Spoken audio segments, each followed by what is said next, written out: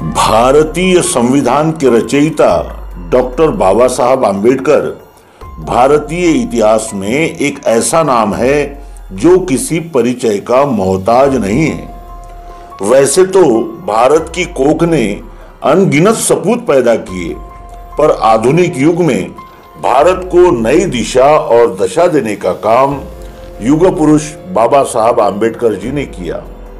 आज अनुसूचित जाति या जनजाति का कोई भी व्यक्ति उस दौर और उस समाज की कल्पना भी नहीं कर सकता, तब हमारी सड़ी गली सामाजिक व्यवस्था में छुआछूत का कैंसर बुरी तरह फैला हुआ था। अछूत माने गए समुदायों में पैदा होने वाले किसी भी बच्चे का कोई भविष्य नहीं था। उसे वही करना था जो तय था। ब्रिटिश राज में कुछ चीजें बदली थी और बाबा साहब के पिताजी को सूबेदार की हैसियत मिल गई थी। फिर भी इससे उन्हें सामाजिक रूप से अछूत होने के दंश से मुक्ति नहीं मिली। उस दौर में जातिगत आधार पर पढ़ने लिखने या नौकरियों में कोई रियायत नहीं थी। छुआछूत की जड़ें बाहर से ज्यादा दिमागों में भी गहरी थी। वे भूमिहीन थे, आजीविका के लिए दोयम दर्जे का काम और ऊंची जाति के रहमो करम पर निर्भर थे। उस समाज की कल्पना मात्र से हर मानवतावादी का सिर शर्म से झुकता है। वो हम सबका एक शर्मनाक सच है। एक ऐसे भेदभाव भरे अंधकारमय भविष्य वाले समाज में भीमराव अंबेडकर जन्म लेते हैं। महू में पैदा होने के बाद बाबा साहब आम्बेडकर का परिवार बंबई चला गया, जहां उन्होंने अंग्रेजों के बनवाए स्कूल कॉलेज में पढ़ाई की। वे बड़ौदा स्टेट की स्कॉलरशिप पर अमेरिका गए। बाबा साहब का शानदार शैक्षणिक रिकॉर्ड आज उनके अनुयायियों को जरूर देखना चाहिए। अच्छे अच्छे ऊंची जात वालों के सिर शर्म से झुक जाएं, ऐसी योग्यता है बाबा साहब की। वे घोर अंधेरे गर्त से उगे सूरज थे। प्रखर प्रतिभा के दम पर ही बड़ौदा स्टेट ने उन्हें मदद का पात्र समझा। बाबा साहब ने अपने जीवन में शिक्षा को बहुत महत्वपूर्ण माना है। इसलिए सुविधा के अभाव में भी उन्होंने कई डिग्रियां और उच्च शिक्षा हासिल की। इतना ही नहीं, उनके पास संपत्ति के नाम पर बस कई किताबें थी जो उन्हें खुद से ज्यादा प्यारी थी। वो हर दिन कुछ नया सीखने और पढ़ने का प्रयास करते थे। आज के समय में बाबा साहब आम्बेडकर जी के हर अनुयायियों को इस ओर खास ध्यान देने की जरूरत है कि बिना शिक्षित हुए बाबा साहब के कदमों पर नहीं चला जा सकता है और न समाज में बदलाव लाया जा सकता है। तो आइए आज बाबा साहब आम्बेडकर जी के महापरिनिर्वाण दिन के मौके पर जानते हैं उनके जीवन के महत्वपूर्ण पहलुओं को।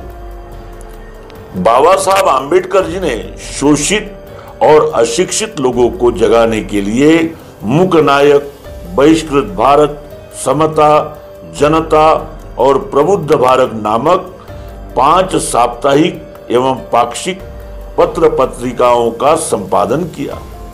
उन्होंने मानवाधिकार जैसे दलितों एवं दलित आदिवासियों के मंदिर प्रवेश, पानी छूने, छुआछूत, जाति पाति, ऊंच नीच जैसी सामाजिक कुरीतियों को मिटाने के लिए मनुस्मृति दहन 1927 में, नदी तालाबों से पानी पीने के अधिकार के लिए महाड़ सत्याग्रह वर्ष 1928 में, नासिक सत्याग्रह वर्ष 1930 में तथा येवला की गर्जना वर्ष 1935 में जैसे आंदोलन चलाए। बहुत कम लोग इस तथ्य से परिचित है कि उन्होंने इंडिपेंडेंट लेबर पार्टी की स्थापना की थी। उसके टिकट पर वे निर्वाचित हुए थे और 12 जनवरी 1938 को इंडिपेंडेंट लेबर पार्टी के बैनर तले ही डॉक्टर आम्बेडकर ने किसानों के संघर्ष का नेतृत्व किया और उसी वर्ष 7 नवंबर 1938 को 1 लाख से ज्यादा मजदूरों की हड़ताल का नेतृत्व भी डॉक्टर बाबा साहब आम्बेडकर ने किया था। इस हड़ताल के बाद सभा को संबोधित करते हुए उन्होंने मजदूरों का आह्वान किया कि मजदूर मौजूदा लेजिस्लेटिव काउंसिल में अपने प्रतिनिधियों को चुनकर सत्ता अपने हाथों में ले ले।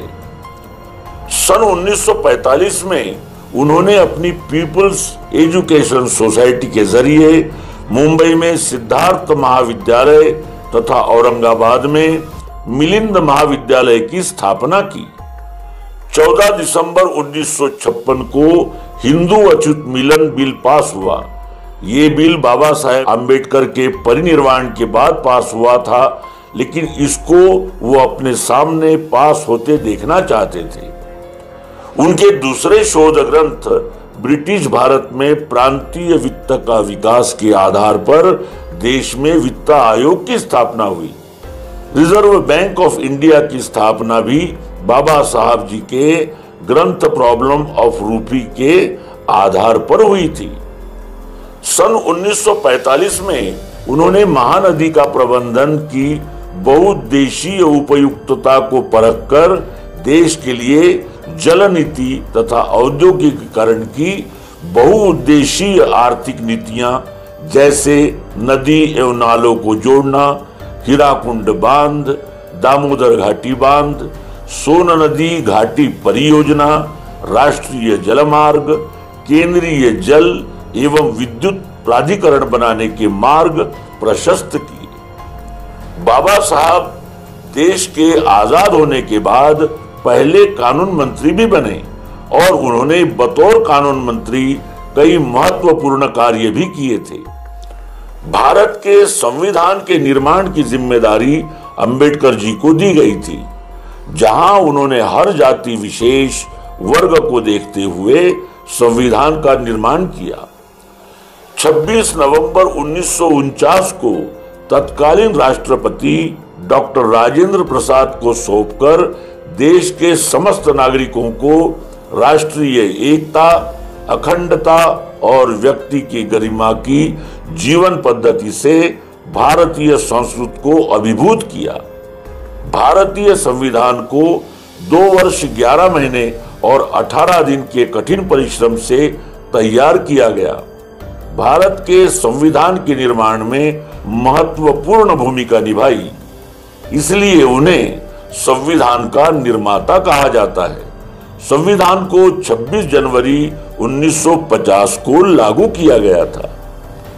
भारत में महिलाओं की स्थिति को देखते हुए डॉक्टर बाबा साहब आम्बेडकर ने महिलाओं के विकास और उनके पूरे अधिकारों को दिलाने के साथ उन्हें सशक्त बनाने के लिए सन 1951 में हिंदू कोड बिल संसद में पेश किया।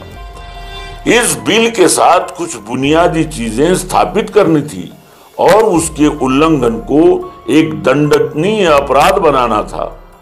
1951 में संसद में अपने हिंदू कोड बिल मसौदे को रोके जाने के बाद मंत्रिमंडल से इस्तीफा दे दिया। इस मसौदे में उत्तराधिकार, विवाह और अर्थव्यवस्था के कानूनों में लैंगिक समानता की बात कही गई थी। इस तरह हिंदू कोड बिल महिलाओं को पारंपरिक धार्मिक बंधनों से मुक्ति दिलाने के लिए उठाया गया एक विशेष कदम था, जो हिंदू समाज को जाति और लिंग के कारण पैदा हुई असमानता से आजाद करा सकता था। बाबा साहेब आम्बेडकर जी के इस्तीफे के बाद भी उन्होंने इसे पास करने के लिए काफी प्रयास किए। बाबा साहब के दबाव के कारण हिंदू कोड बिल को फिर टुकड़ों में पास किया गया।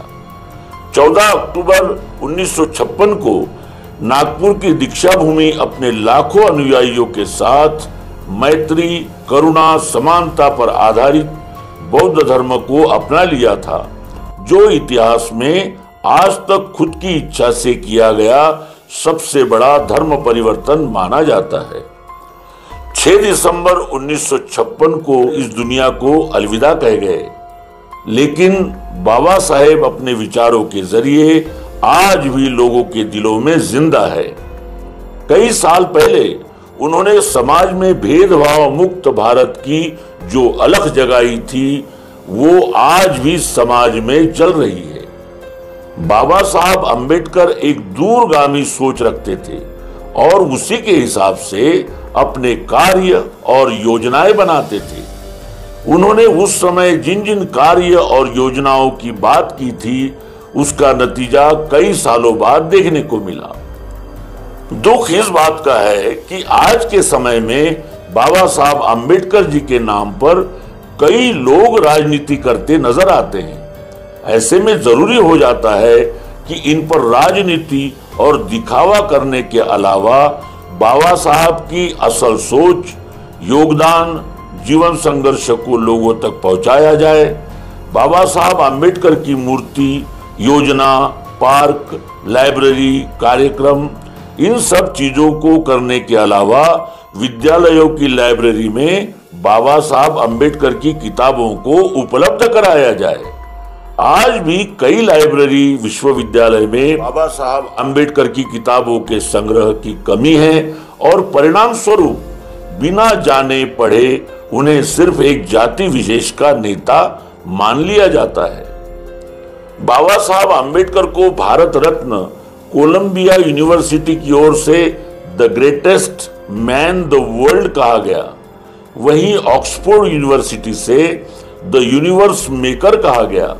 इसके साथ ही IBN, आउटलुक मैगजीन ऑफ और हिस्ट्री टीवी चैनल के लिए किए गए सर्वे में आजादी के बाद देश का सबसे महान व्यक्ति चुना गया है। कभी कभी कम उपलब्धियों वाले लोग इतिहास के नायक बना दिए जाते हैं और महानायकों को उनकी वास्तविक जगह मिलने में सदियां लग जाती है। ऐसे महानायकों में डॉक्टर अंबेडकर भी शामिल है। भारत में 21वीं सदी अंबेडकर की सदी के रूप में अपनी पहचान धीरे धीरे कायम कर रही है। उनके व्यक्तित्व और कृतित्व के नए नए आयाम सामने आ रहे हैं। बाबा साहेब अंबेडकर को 6 दशक बाद भी आज तक वह सम्मान नहीं मिला जिसके वो हकदार रहे हैं। उनके असीमित योगदान के बावजूद उन्हें सिर्फ दलित नेता या ज्यादा से ज्यादा संविधान निर्माता तक सीमित कर दिया गया। उन्हें सिर्फ दलित आइकन समझा गया, जबकि वो पूरे राष्ट्र की पहचान और संपूर्ण विश्व के लिए पीड़ित मुक्तिदाता की मशाल समझे जाने चाहिए थे। उन्होंने समता, समानता, स्वतंत्रता, भाईचारे और न्याय को आधार बनाते हुए हर वर्ग का ध्यान रख उनके मानवाधिकार, संवैधानिक अधिकार सुनिश्चित किए। उन्होंने सामाजिक, आर्थिक रूप से बटे हुए भूभाग को एक राष्ट्र बनाने का प्रयास किया। उन्होंने एक प्रभुत्व संपन्न, समाजवादी, लोकतंत्रात्मक, प्रबुद्ध भारत का सपना देखा। इसलिए यदि उनको राष्ट्र निर्माता कहा जाए तो यह बिल्कुल गलत नहीं होगा। आज के दौर में अंबेडकर की सबसे ज्यादा जरूरत है। यह शब्द पिछले कुछ समय में काफी लोगों ने इस्तेमाल किया था, लेकिन तब देश नहीं जानता था कि देश में अपूर्व जन आंदोलन होने हैं, जिसके हर पोस्टर में अंबेडकर छाए हुए होंगे और हर किसी की जुबान पर जय भीम और जय संविधान का नारा होगा। जैसा कि आपने पिछले दिनों देखा भी होगा, बाबा साहेब अंबेडकर मानवाधिकार आंदोलन के परिचायक बनते प्रतीत हो रहे हैं। आज हर आंदोलन में डॉक्टर बाबा साहब अंबेडकर नजर आते हैं। आज बाबा साहब अंबेडकर हक, अधिकारों की आवाज के प्रतीक बन गए हैं। साथियों, बाबा साहब के सपनों का भारत अब भी दूर है। उसे पूरा करने के लिए हम सबको मिलकर प्रयास करना होगा। दोस्तों, मिलते हैं नए वीडियो में। तब तक अपना और अपने परिवार का बहुत ख्याल रखिए। जय भीम, जय संविधान।